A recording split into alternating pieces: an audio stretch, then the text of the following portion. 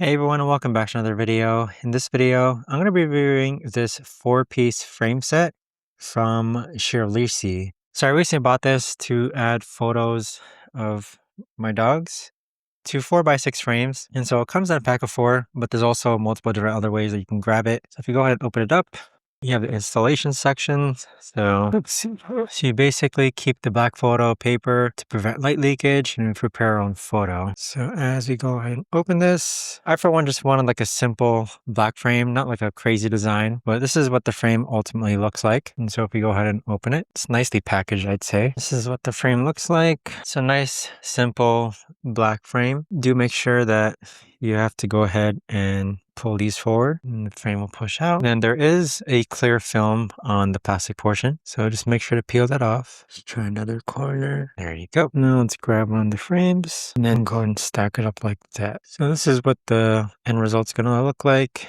Once we place the frame back in, close it up, prong it down, and there you have it.